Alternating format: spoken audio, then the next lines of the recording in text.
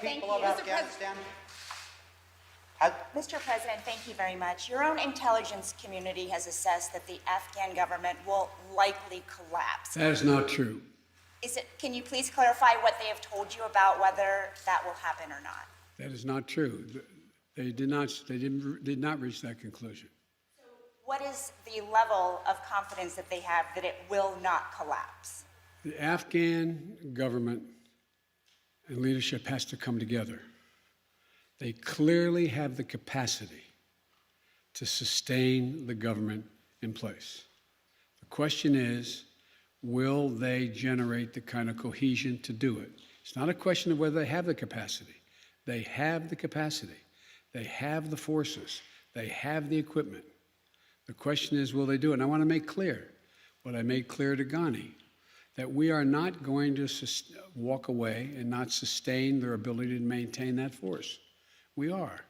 We're going to also work to make sure we help them in terms of everything from food necessities and other things in the region. But there is not a conclusion that, in fact, they cannot defeat the Taliban. I believe the only way there's going to be, this is now Joe Biden, not the intelligence community, the only way there's ultimately going to be peace and security in Afghanistan is that they work out a modus vivendi with the Taliban and they make a judgment as to how they can make peace. And the likelihood there's going to be one unified government in Afghanistan controlling the whole country is highly unlikely. Mr. President, thank you. But we have talked to your own top general in Afghanistan, General Scott Miller. He told ABC News the conditions are so concerning at this point that it could result in a civil war. So if Kabul falls to the Taliban, what will the United States do about it? Look, you've said two things. One, that if it could result in a civil war, that's different than the Taliban succeeding, number one.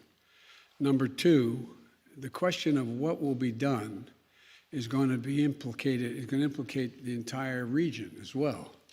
There's a number of countries that have a grave concern about what's going to happen in Afghanistan relative to their security.